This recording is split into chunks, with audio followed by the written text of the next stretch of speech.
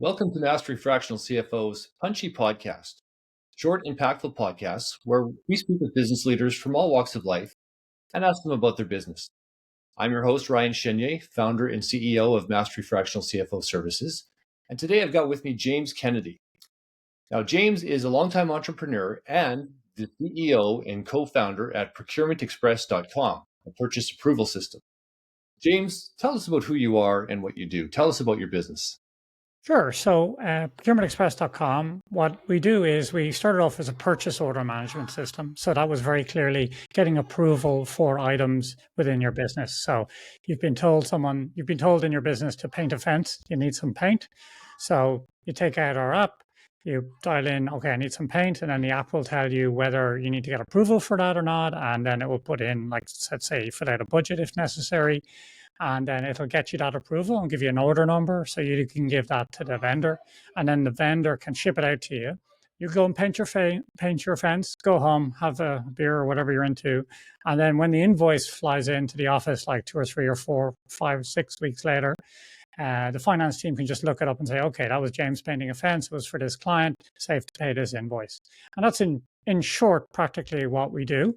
Although more recently, I kind of have a bigger passion for what I enjoy doing in the business as well. But we can get into that if you like. Yeah, sure. Why don't you tell us a little bit about that as well? Sure. So, like, there's an expression which is, if you don't like Irish pubs, if you don't like frat boys, don't open an Irish pub. I heard that quote years ago. And there's this concept of, we've all heard of product market fit, which is true. But I also think of like founder customer fit. I think that's quite important. I think it's quite important to like the people you're working with. And about, 7 years into the business, if I'm very honest, like I'm a programmer, I'm a nerd by training. People were buying this thing, and I wasn't totally sure why they were buying it off. And like, okay, we do purchase orders. I know that's valuable, and and then I started to notice a couple of fractional CFOs that we work with, and they were using it in a very particular way. And if you're a fractional CFO and you go into a business there's many different ways to do it, I guess, but a very typical workflow is you go in, you clean up the general ledger, you make sure that the data is accurate, so you're not getting any more garbage in, garbage out side of stuff. Get confidence in your numbers. Then you start to build out a cash flow projection, and then you'll start to bring up the dreaded B word, right? Budget. Right. So then you'll start doing a budget, and let's start operating this business professionally, like we mean it. Let's actually set a target and get there. And that means budgeting. And we all know how horrible we are I am anyway, at budgeting in our personal lives. Now, suddenly you have 10, 20, 30, 50, 100 people that you have to try and work to a budget. We're never used to it before. And what I really enjoy is helping operationalize those budgets. People say to me, what does operationalize mean? What I mean is you have your spreadsheet, like, the ivory tower version of what's supposed to happen, what you're supposed to spend, what the future's supposed to be looking like, but translating that down onto painted fences and, whatever service customers, that's where I really enjoy working with people on. So if you have a business where you have a target, let's say you want to be acquired, or let's say you have a profit target, but you never really seem to come out with the profit that you're looking for. Like in theory, the spreadsheet should say it's possible, but in practice, it always seems to be everyone has a plan until you get punched in the face. Like it just never really works out that way. What I really do enjoy is using our tool to deploy these budgets so that you hold your department heads accountable for the spend that they're making. So it's no longer the operations guy is like, well, I'm just servicing the clients, that's my job. But actually you bring them into the financial conversation so that they are more aware of the impact of what they are doing on the broader business.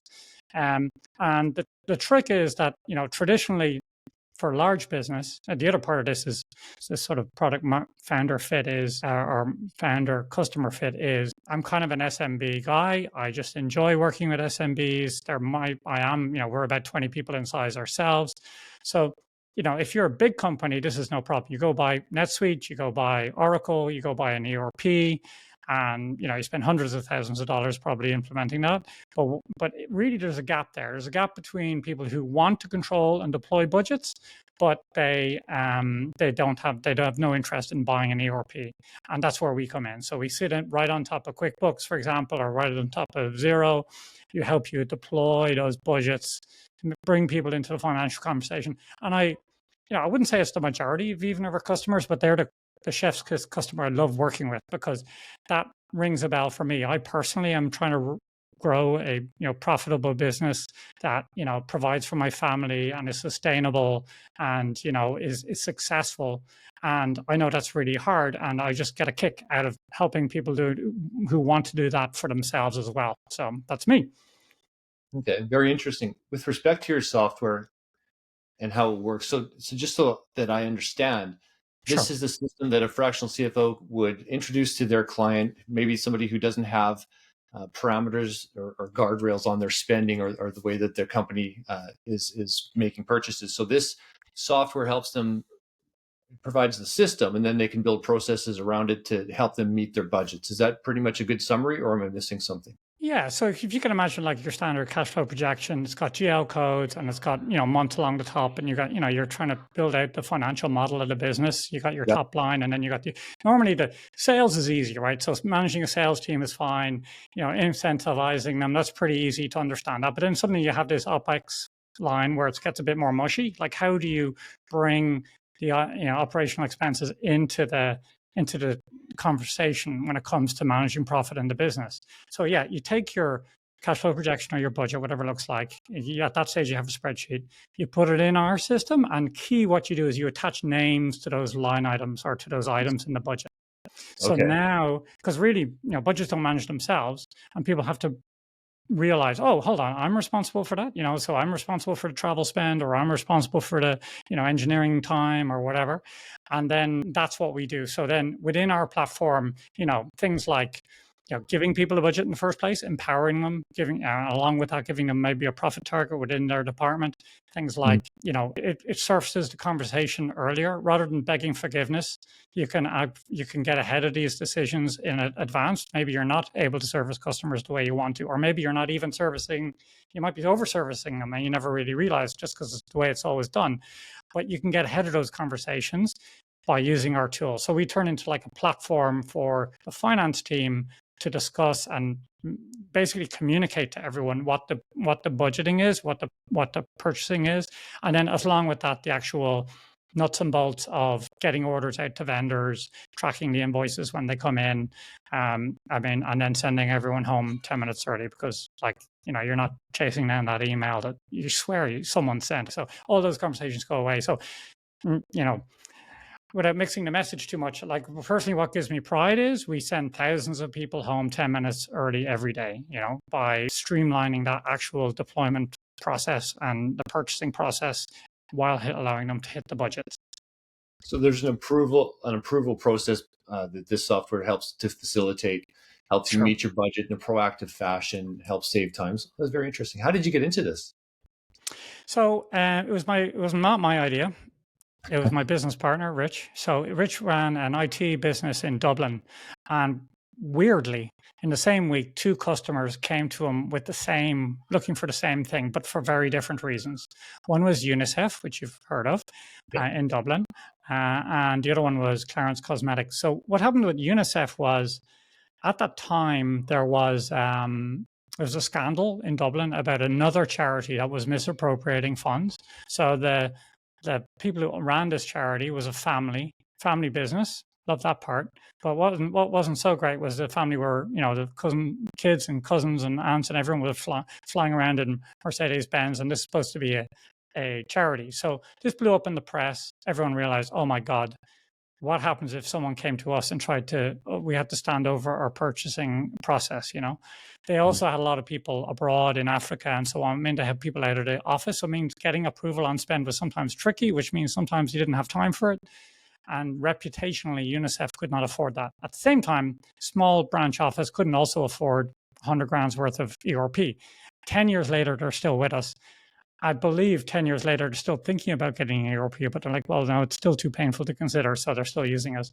So anyway, UNICEF, came. We said okay, and then Clarins for very different reasons. They're a cosmetics brand, and the MD of Clarins was embezzling from the company.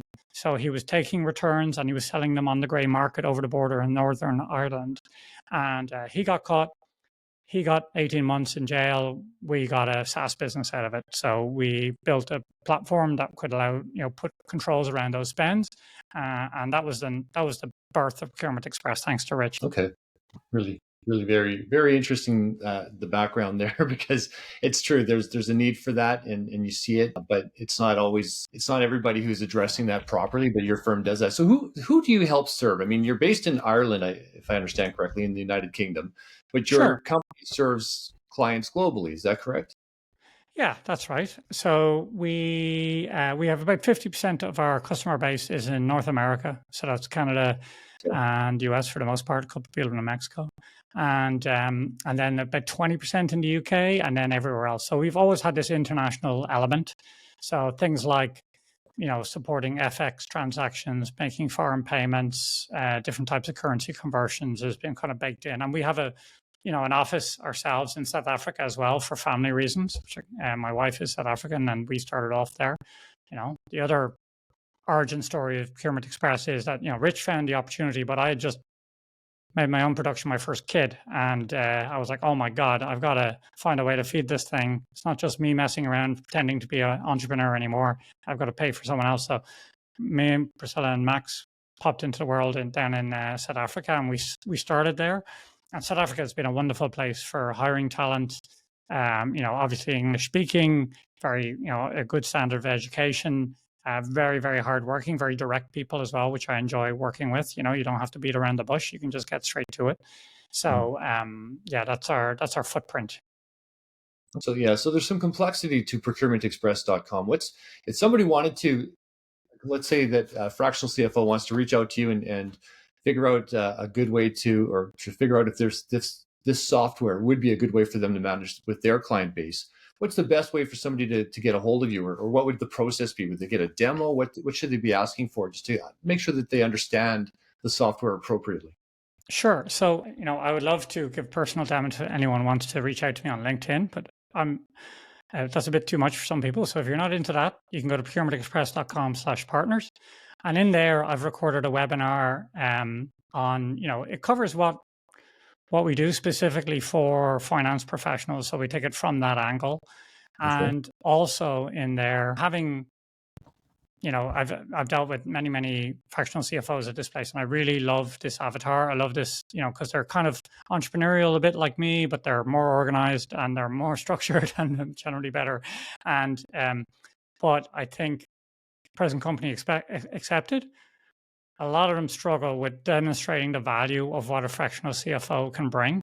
A lot of them do a very poor job at explaining how important that hire is. I believe that a fractional CFO is the most valuable hire you can make. If you're between 2 and 10 million, you've got a business there somehow. A fractional CFO is to someone you can have a dream. It's a classic visionary role.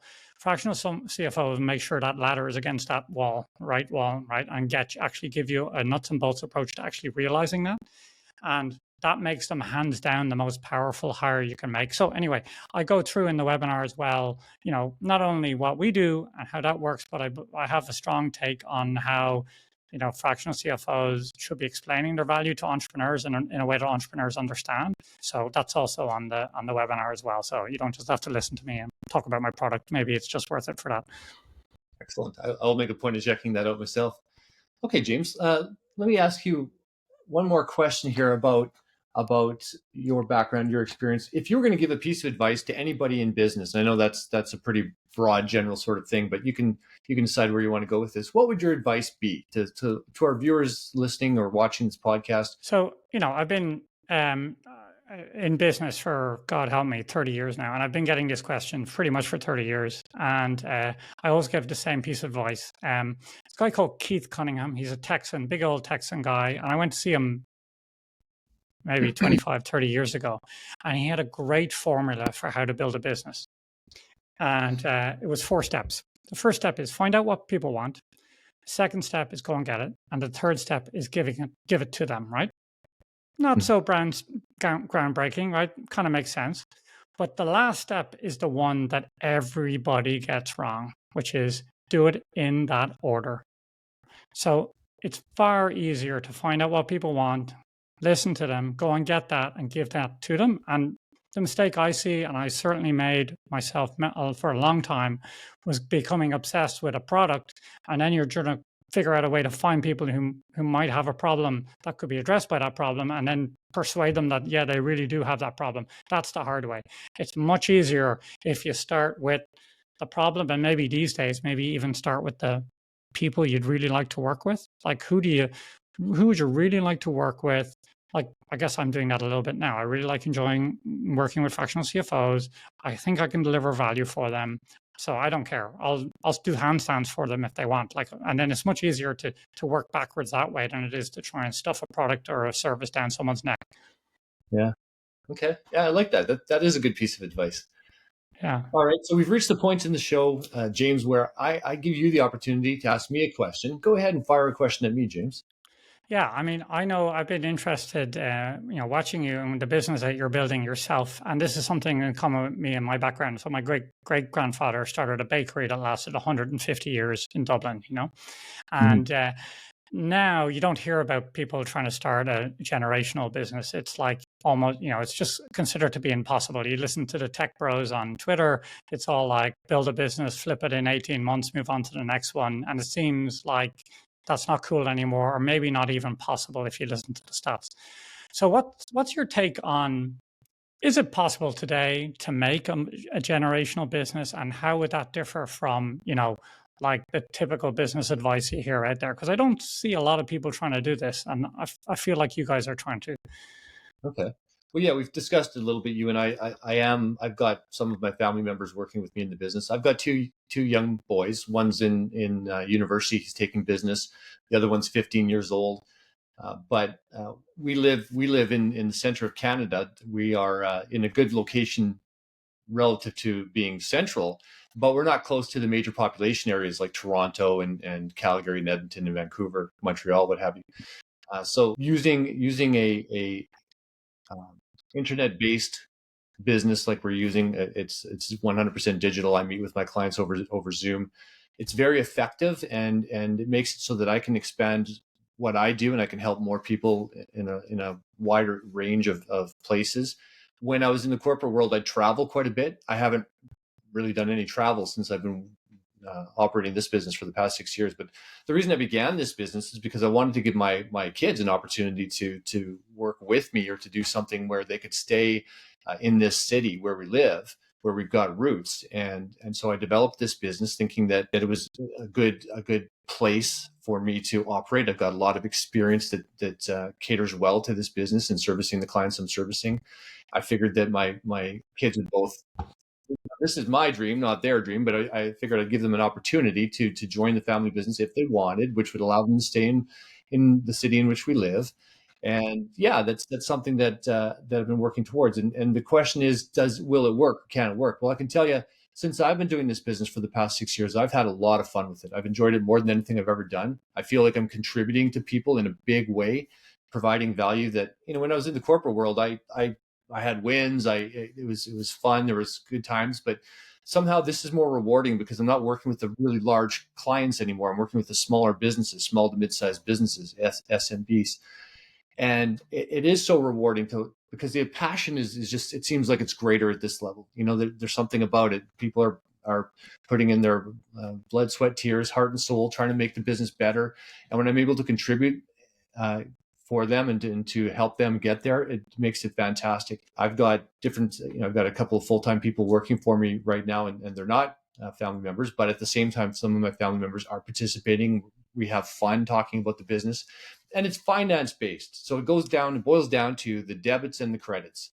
Right. And debits and credits have been around since the Middle Ages. Lots of things are changing in business, and maybe family businesses aren't what they used to be, but debits and credits are still the same. And almost every business, in fact, I think every business has at some point, they've got to start looking at the debits and the credits and the financial statements. And are we making money or are we not making money? And understanding your numbers that is a critical component of any business if they want to be more successful than they already are. So I'm helping people do that. And over the long term, I'm going to be leveraging other people's time, family members, yes, non-family members, absolutely. And I'm going to be doing that to do what I do best. That's helping other people.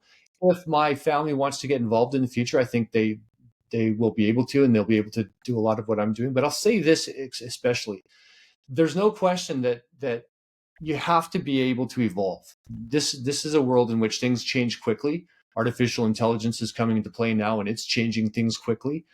I understand that. I recently I posted on LinkedIn something about artificial intelligence and how it's great for all sorts of things, but it can't implement. Artificial intelligence by itself isn't going to go out and get you more business. It's not going to get you more clients. There's things you can use it, but you still have to implement. Somebody commented that AI isn't going to take over. Somebody using AI is going to take over. And I think that's really an interesting comment, because what that means to me is that I have to get really good at using AI if I want to compete in the world. Sure. And whether I'm operating a fractional CFO business or if that evolves into something else, the same old principles are true. You have to be willing to evolve and adapt and be flexible, to learn and grow, to overcome and become. And if you can do that, whether you're doing it with other people that you've been associating with, or whether you're doing it with your family or what have you, or a combination of both, I think you're going to be successful, because you're going to be able to do things that other people aren't willing to do. And that's going to produce results that other people aren't going to be able to get. And when you're doing that, you're helping yourself, but you're also helping others. There's mutual benefit. That's the way I look at it. And I know that's a little bit convoluted. It's a big topic, but it's an interesting one, because there are so many different things that lend into it. So it's not so much, I think that it's not so much can you do it with family members or anybody else. I think that it's more a matter of what are you willing to do, and how able are you to evolve and adapt. And if you're able to do that, then whatever happens, you're going to have some fun with it. And I think you're going to be ahead of the crowd. Does that answer the question, James? I know it's almost Yeah, yeah, philosophical. I think it does. You know what? It's great to hear that, because not enough people talk about that. Like they talk about, like it's an unusual script to follow, so to speak. Yeah, And yeah, I believe in what you're saying. So it's good. It's good to put that out there. yeah. That'd be a fun conversation at one of your Irish pubs. We could have something like that for a few There we hours, go. probably. There we Yeah, go. Yeah, yeah. yeah, So if I'm ever absolutely. in Ireland, Absolutely, I'll tell. 100%. You're guaranteed. I'll bring you to the authentic Irish pub here. I'll keep you out of the tourist traps. All right, that would be a deal for sure. I'll look you up when I'm in Ireland. Absolutely. Great. Now, okay, well, so thank you for that question, James. Last but not least, let us know, is there anything specific that you'd like somebody to take away from this conversation? Would you like to have them look you up on LinkedIn? You talked about the recorded webinar that you've got. Anything else that you'd like to say before we sign off? Sure. Sure. Like I have my own podcast, the Gross Profit Podcast. So if you're listening to this and you like topics around, finance, SMB finance specifically, have a pop over there. Have a look at some of the thumbnails. Maybe there's something you pique your interest. We do everything from, how to deal with. I have a very interesting interview with a guy who trains the FBI and what to do if you're suspecting embezzlement in your business, all the way through to a 40-minute conversation on how to do reconciliations. You wouldn't think you could talk for 40 minutes on that, but this lady had juice for it, and it was one of the best podcasts I've ever done. So, if Yeah. you're slightly business nerdy, head over to the Gross Profit Podcast and subscribe there. You can, and I'd love to hear from you on LinkedIn too. Just James Kennedy. Okay, fantastic. All right, and to our viewers out there, if there's anything about this podcast that you enjoyed, please share it with at least one other business leader or person who's interested in business. We'd be happy to spread the word. And I think that unless there's anything else, James, on your end, we're done for today. Are we good? Yeah, this was very enjoyable. Thank you very much for having me. I really enjoyed it. Well, thanks for joining us today. We appreciate it as well. Goodbye for now, all.